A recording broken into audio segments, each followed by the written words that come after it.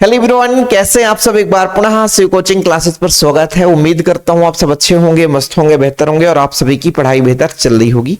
फिर बच्चों, class 12 physics NCERT में चैप्टर नंबर 9 चल रहा है, जिसमें आज हम बात करेंगे पूर्ण आंतरिक परावर्तन के अनुप्रयोग के बारे में। पूर्ण आंतरिक परावर्तन किसे कहते हैं, इस पर हम थोड़ा सा चर्चा कर लेते हैं। अच्छा, परावर्तन यदि कोई पूछे आपसे कि परावर्तन क्या है सर, परावर्तन बता दो, तो परावर्तन होता क्या है कि जब मान लीजिए कोई प्रकाश किरण किस सतह पर आपतित होती है, सतह है बच्चों, ठीक है, ये सतह है, प्रकाश किरण आपतित हुई है ना, और परावर्तन के बाद यानी टकराने के बाद उसी माध्यम में वापस लौट गई बच्चों, तो ये आपका आपतन कोण है, यहां पे बनेगा अभिलंब के साथ, है ना, और ये आपका अपवर्तन कोण है। प्रकाश किरण आपतित हुई, परावर्तन के बाद उसी माध्यम में वापस हो गई, यानी प्रकाश का किसी सतह से टकराकर उसी माध्यम में वापस लौटने की घटना आपका बच्चों क्या कहलाता है, परावर्तन कहलाता है। ये आपने पढ़ा। अब जैसे मान लीजिए प्रकाश किरण एक माध्यम से दूसरे माध्यम में जाती है, जैसे मान लीजिए प्रकाश किरण बच्चों आपतित हुई और अपवर्तन के बाद दूसरे माध्यम में चले गई, तो ये विचलन जो है, प्रकाश किरणों का विचलन अपवर्तन कहलाता है। प्रकाश किरण एक माध्यम से दूसरे माध्यम में जाती है तो अपने मार्ग से विचलित हो जाती है, ये बच्चों आपका क्या कहलाता है, अपवर्तन कहलाता है। अपवर्तन में ही एक ऐसी स्थिति आती है कि जब मान लीजिए प्रकाश किरण सघन से विरल में जाती है बच्चों, थोड़ा समझने की कोशिश करिएगा, बड़ा सिंपल है बच्चों। यहां पे मैं बात करता हूं, प्रकाश किरण सघन से विरल में जाती है, इधर सघन है और इधर आपके बच्चों विरल है, सघन से विरल में बात कर रहा हूं।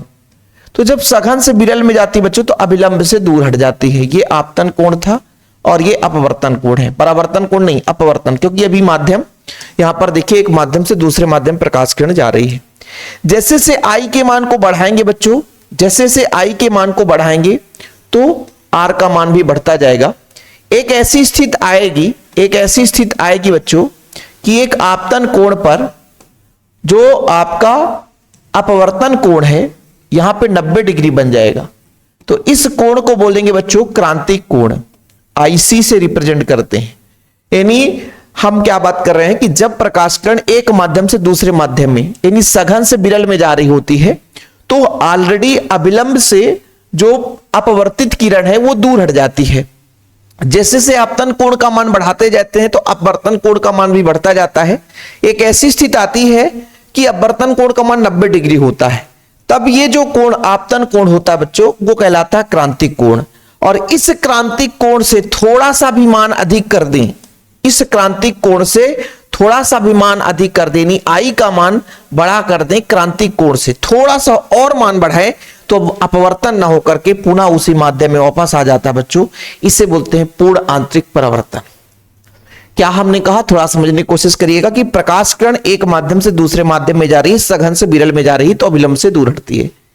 जब आपतन कोण के मान को बढ़ाया जाए तो अपवर्तन कोण का मान और बढ़ता जाएगा, एक ऐसी स्थिति आएगी कि 90 डिग्री हो जाएगा, मतलब उस आपतन कोण को हम क्रांतिक कोण कह देते हैं।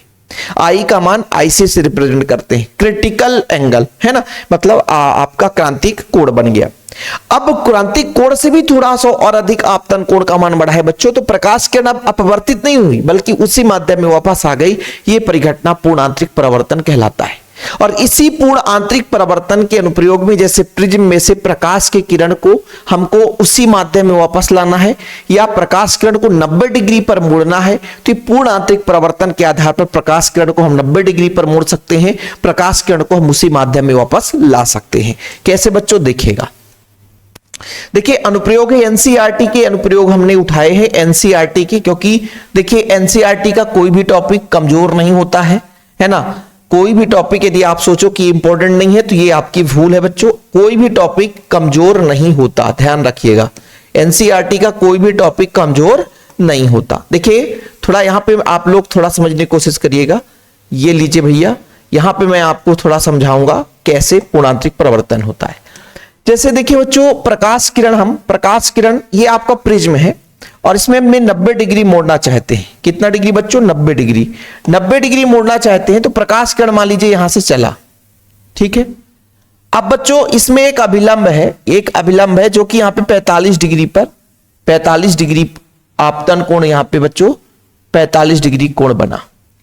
अब इसका जो आपका ये कांच है, इस कांच का क्रांतिक कोण होता है लगभग 41.8। अब क्रांतिक कोण से आपतन कोण का मान अधिक है तो ये दूसरे माध्यम में न जाकर के उसी माध्यम में वापस हो गए, यानी 45 डिग्री कोण बनाते हुए, 45 डिग्री कोण बनाते हुए बच्चों ये इस तरीके से 45 डिग्री कोण बनाते हुए, मतलब यहां पे 45 डिग्री कोण बनाते हुए पूर्ण रूप से वो परावर्तित हो जाती है। तो अब प्रिज्म में से हम प्रकाश किरण को चाह रहे थे कि भाई जैसे मान लीजिए यहां पे भी 45 डिग्री होता है बच्चों, ये 45 डिग्री है, प्रिज्म का ही कोण ही होता है 45 डिग्री, यहां पे 90 डिग्री, चित्र भी बना लेना आप लोग। तो ऐसी स्थिति में हमने प्रकाश किरण को 90 डिग्री पे हमने घुमा दिया बच्चों, ठीक है। तो अब ऐसा क्यों हुआ, क्योंकि ये जो कांच हमने ले रखा था इसका जो क्रांतिक कोण होता है बच्चों 41.8 है, ठीक है। कितना है, 41.8 ही है, हाँ सही है, 41.8 है। लेकिन हमने जो आपतन कोण निकाला 45 डिग्री पर आपतित कराया, यानी जहां पर टकराया है प्रकाश किरण वो अभिलंब के साथ 45 डिग्री कोण बना रहा है बच्चों, और 45 डिग्री आपतन कोण है और क्रांतिक कोण कितना है 41 है। तो क्रांतिक कोण से आपतन कोण का मान अधिक हुआ तो प्रकाश किरण अपवर्तित ना होकर उसी माध्यम में वापस आ जाती है। ये पूर्णांतरिक परावर्तन का अनुप्रयोग है।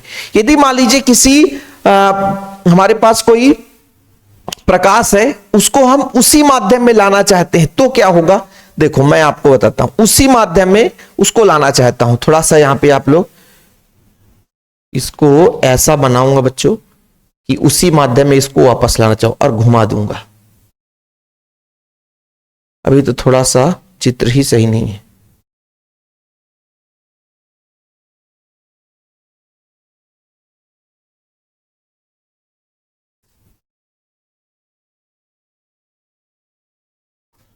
ठीक, इसको अब घुमाता हूं,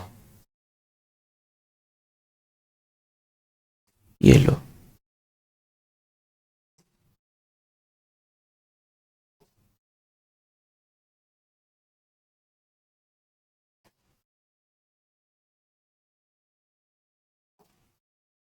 चलो ठीक,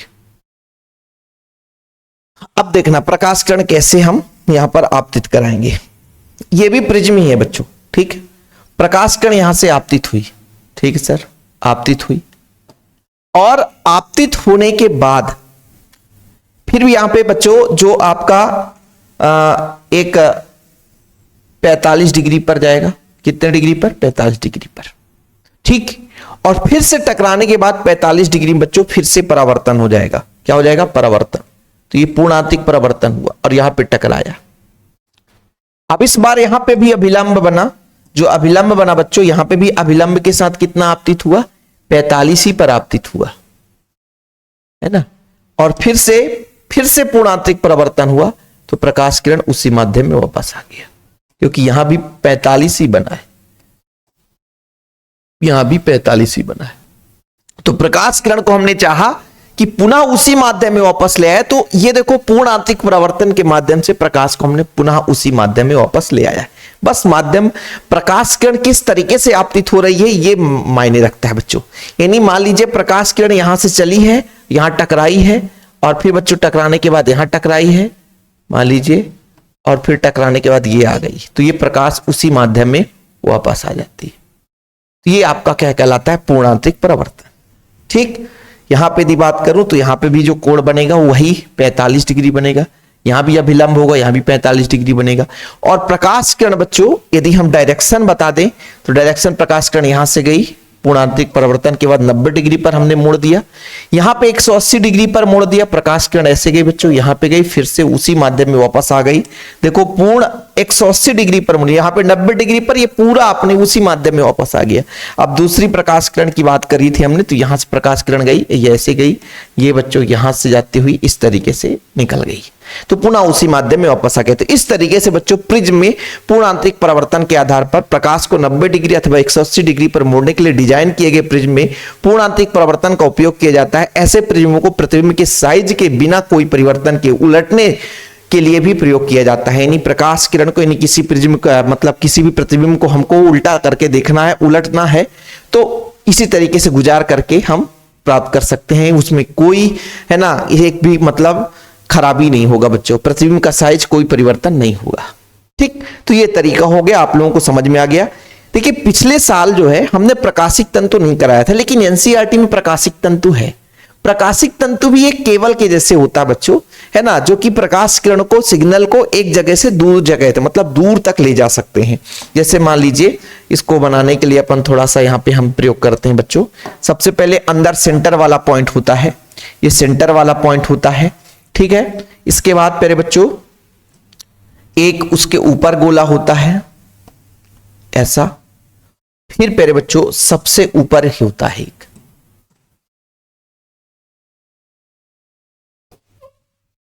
ऐसा, ठीक। अब देखना थोड़ा सा आप लोगों को लगेगा कि सबसे ऊपर वाला ये आपका लेयर है बच्चों,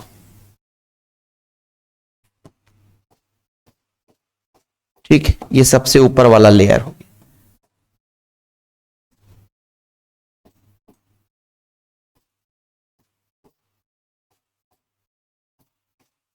ये सबसे ऊपर वाला लेयर हो गया, मतलब एक ऊपर वाला मोटा परत। अंदर वाला बच्चों एक ये वाला, ये तीन भाग आपको दिखाई दे रहे हैं, ठीक है। प्रकाशिक तंतु इस तरीके से होता है, तीन भागों में मिलकर बना होता है, ठीक, ठीक है बच्चों। ये पहला जो सेंटर वाला पॉइंट होता है इसे बोलते हैं क्रोड, क्या बोलते हैं बच्चों, क्रोड। और इसे बोलते हैं क्लैडिंग, क्या, क्लैडिंग। और जो सबसे लास्ट वाला होता है सुरक्षात्मक जैकेट,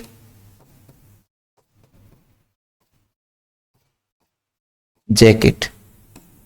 अब ऐसा दिखता है, ऐसा मान लीजिए एक प्रकाशिक तंतु है, तो इसका एक मतलब हम क्या बताएं, जैसे मान लीजिए एक मोटा सा पेन होता तो आपको अच्छे तरीके से समझा सकता था बच्चों।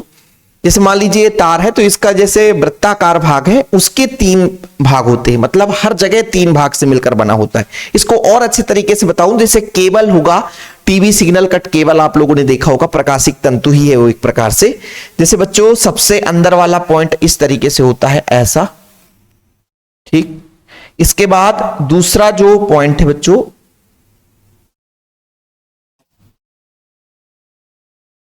ये आगे की ओर चलता है,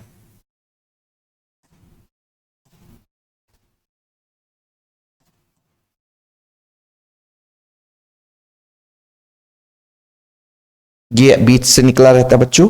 और सबसे ऊपर वाला भाग भी रहता है, सबसे ऊपर वाला भाग, ये सबसे ऊपर वाला भाग होता है। इस तरीके से तीन लेयर होता है। इसका मतलब नहीं कि अंदर भी नहीं रहता, ये भी लेयर पूरा रहता है ना। और पीला वाला भाग जो बच्चों, ये भी पूरा अंदर तक लेयर रहता है, ऐसा लेयर पूरा, है ना। तो मतलब तीन लेयर से मिलकर बना होता है। एक ये वाला अंदर वाला हो गया, ये क्रोड हो गया। दूसरा जो लेयर बनता है बच्चों, उसकी चारों ओर रहता है, चारों ओर रहता है ये वाला लेयर, जो दूसरा लेयर रहता है इसे बोलते हैं हम, क्या बोलते हैं, क्लैडिंग। और तीसरा जो लेयर होता है बच्चों, ये जो तीसरा लेयर होता है ना, यदि तीसरा लेयर की बात करें सबसे ऊपर वाला, ये सुरक्षात्मक जैकेट होता है, ठीक। तो इस तरीके से आपका बच्चों, है ना, प्रकाशिक तंतु का निर्माण होता है। इससे क्या होता है कि पूर्ण आंतरिक परिवर्तन की सहायता से हम प्रकाश सिग्नल को तीव्रता, उसी तीव्रता के साथ टेढ़े मेढ़े मार्ग में अल्प दूरी या लंबी दूरी तक हम ले जा सकते हैं। यानी प्रकाश सिग्नल को एक जगह से, है ना, बहुत लंबी दूरी तक भी हम इसके माध्यम से ले जा सकते हैं। पर ये कार्य कैसे करता है, पूर्ण आंतरिक परिवर्तन के आधार पर होता है। इसके तीन भाग होते हैं बच्चों। एक क्रोड होता है, केंद्रीय भाग को क्रोड कहते हैं, जो कि एक अपवर्तनांक वाले कांच का प्लास्टिक से बहुत से बारीक तंतुओं से बना होता है। प्रत्येक तंतु का व्यास लगभग 0.0001 सेंटीमीटर होता है, अपवर्तनांक 1.7 होता है। क्लैडिंग होता है बच्चों इसके केंद्रीय भाग के ऊपर वाला, क्रोड के ऊपर वाला जो भाग है बच्चों, क्रोड के अपवर्तनांक से कम अपवर्तनांक पदार्थ होता है, जिसे क्लैडिंग कहते हैं। और सुरक्षात्मक जैकेट ये सबसे बाहरी आवरण होती है, जो कि सुरक्षात्मक आवरण कहते हैं, विद्युत रोधी पदार्थ का बना होता है, ठीक है। मतलब तीन भाग होता है बच्चों, एक क्रोड, दूसरा क्लैडिंग और तीसरा सुरक्षात्मक जैकेट। तीसरे बोलते हैं हम प्रकाशिक तंतु, ठीक है। कार्य कैसे करता है बच्चों, कार्य कैसे करता है कि जब प्रकाश तंतु के एक सिरे पर छोटे कोण पर आपतित होता है, जैसे मान लीजिए कुछ इस तरीके से आपको नजर आ रहा है, कुछ इस तरीके से बच्चों आपका प्रकाशिक तंतु है, ठीक है। ये प्रकाशिक तंतु है, ये प्रकाशिक तंतु है। क्या है प्रकाशिक तंतु, प्रकाश किरण एक छोटे कोण के साथ यहां पर आपतित हुई बच्चों, आपतित होती है तो तंतु अंदर तो वह तंतु के अंदर गुजरता है, प्रकाश किरण अंदर गई बच्चों, है ना। उसके बाद परत के अंतर पृष्ठ में बार बार आंतरिक परिवर्तन होता है। इसके अंदर बच्चों बार बार आंतरिक परिवर्तन, तब बार बार आंतरिक परिवर्तन होता है और पुनः उसी तीव्रता के साथ प्रकाश किरण बच्चों यानी सिग्नल के रूप में बाहर प्राप्त हो जाता है। ठीक है, ये आपका प्रकाशिक तंतु बन चुका है। ठीक है, अंत में प्रकाश दूसरे सिरे से उतनी तीव्रता के साथ निकल जाता है। किसी वस्तु के विभिन्न भागों से चलने वाली प्रकाश किरणें विभिन्न तंतुओं से होकर गुजरती है, अतः सभी प्रकाश किरणें पुनः मिलकर के वस्तु का उतनी ही तीव्रता से प्रतिबिंब बनाती है। मतलब कई सारे प्रकाश किरणें है ना प्रवेश कर रही हैं और उतनी ही मात्रा में प्रकाश किरणें निकलती है बच्चों। यही पूर्णांतरिक परावर्तन का एक सिद्धांत है, उपयोग है ना। तो प्रकाशिक तंतु के बारे में यदि आ जाए तो बनना चाहिए। हाँ, प्रकाशिक तंतु का उपयोग आप लोगों को बता दिया कि भाई सिग्नल को हम एक ही स्थान से दूसरे स्थान तक ले जाना चाहते हैं, विद्युत सिग्नल को, है ना, दूर संचार में इसका प्रयोग करते हैं, चिकित्सा और प्रकाशीय परीक्षण में करते हैं, है ना, सजावटी लैंपों में प्रकाशिक तंतु का प्रयोग किया जाता है। तो आप लोग थोड़ा सा देख लेना। ठीक है, 2-3 उपयोग आप लोगों को बता दिया, स्क्रीनशॉट ले लेना आप लोग। चलो, हीरे चमकदार क्यों दिखाई देता बच्चों? हीरा क्यों चमकदार दिखाई देता है? उसको ऐसे डिजाइन किया जाता है कि उसके क्रांतिक कोण से आपतन कोण का मान ज्यादा है ना। मतलब ऐसा कि भाई देखो, क्रांतिक कोण से आपतन कोण का मान ज्यादा होगा तभी प्रकाश किरणें परावर्तित हो जाएगी। कोई वस्तु ज्यादा चमकदार कब दिखाई देगा? जब उस पर आपतित प्रकाश किरण पूरा लौट जाए। तो कांच का ही हीरा क्या है? एक प्रकार से कांच के जैसा तो होता है। अब इसमें प्रकाश किरणें बार बार परावर्तित होती है और जितनी बार परावर्तित होती है उतना ज्यादा वो चमकदार दिखाई देता है। हीरा को ऐसा डिजाइन किया जाता है, ऐसा एंगल के साथ उसे काटा जाता है कि प्रकाश किरण का जो आपतन कोण है उसके क्रांतिक कोण का मान कम हो। क्रांतिक कोण का मान कम होने से कम आपतन कोण पर भी प्रकाश किरणें बार बार पूर्ण आंतरिक परावर्तन होता है, फलस्वरूप हमें चमकदार दिखाई देता है। चलो थोड़ा सा देख लो कि हीरे के चमक का कारण क्या है? पूर्णांतरिक परावर्तन है। हीरे का अपवर्तनांक 2.42 होता है और क्रांतिक कोण बच्चों कितना है? 24.41 डिग्री। ये क्रांतिक कोण है ना। अब ऐसा इसको डिजाइन किया जाता है कि प्रकाश किरणें इससे थोड़ी ज्यादा कोण के साथ आपतित हो, जो बहुत कम है। हीरो को इस प्रकार काटा जाता है कि जब प्रकाश किरण इसके फलक पर आपतित हो तो आपतन कोण का मान 24.41 डिग्री से थोड़ा सा अधिक हो। जब प्रकाश हीरे पर पड़ता है तो बार बार पूर्णांतरिक परावर्तन होता है। प्रवेश किया हुआ प्रकाश कुछ बिंदुओं से बाहर निकलता है तथा आपतन कोण के मान पर क्रांतिक कोण के मान से कम होता है। जब प्रकाश इन बिंदुओं से निश्चित दिशा से निकलता है तो हीरा चमकता हुआ दिखाई देता है। कहने का तात्पर्य हुआ कि हीरा जो होता है इसका क्रांतिक कोण 24.41 होता है। इसको इस तरीके से डिजाइन किया जाता है कि इससे ऊपर का प्रकाश किरण उसमें कोण के साथ आपतित हो और बार बार पूर्णांतरिक परावर्तन होता है और हर जगह से प्रकाश किरण निकलती नहीं है, कुछ ही जगह से निकलती है, जिस कारण से हमें चमकदार दिखाई देता है बच्चों। हीरे में चमक पूर्णांतरिक परावर्तन के कारण होता है। रेगिस्तान में मरीचिका ऐसे ही होता बच्चों कि जैसे आप मान लीजिए गर्मी के दिनों में आप किसी रास्ते पे ही जा रहे हो तो ऐसा लगेगा कि आगे रोड में पानी भरा हुआ है। आप लोग जैसे ये रोड में बच्चों जो डामर वाला रोड होता है सबसे ज्यादा इसमें ही ऐसा नजर आता है। ऐसा लगता है कि पानी, यदि रेगिस्तान में ऊंट जा रहा होगा ऐसा लगता है कि पानी भरा हुआ है ना। इसके पीछे रीजन ये होता है कि नीचे का सतह गर्म होता है और गर्म होने के कारण माध्यम विरल हो जाता है। माध्यम क्या हो जाता है? विरल। क्या होता है बच्चों? माध्यम विरल होता है। लेकिन ऊपर का जो भाग है यहां माध्यम विरल नहीं रहता, यहां माध्यम विरल नहीं रहता, यहां माध्यम सघन रहता है। ठीक है, क्या रहता है? सघन रहता है। अब प्रकाश किरणें बच्चों आपको बताया गया कि जब सघन से विरल में जाती है, तो आपतन कोण का मान बढ़ता जाता है। ऐसी स्थिति आती है कि क्रांतिक कोण है ना से अधिक आपतन कोण हुआ तो प्रकाश किरणें आई और टकरा करके उसी माध्यम में वापस हो गई।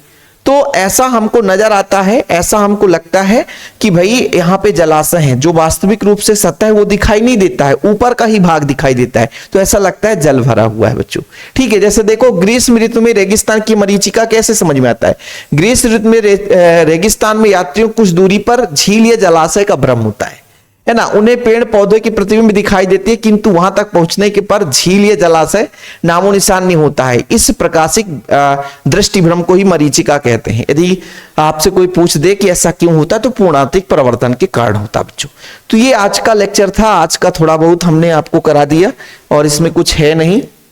हीरे चमकदार क्यों दिखाई देते हैं बच्चों? 3-4 अनुप्रयोग आपको समझा दिया हूं।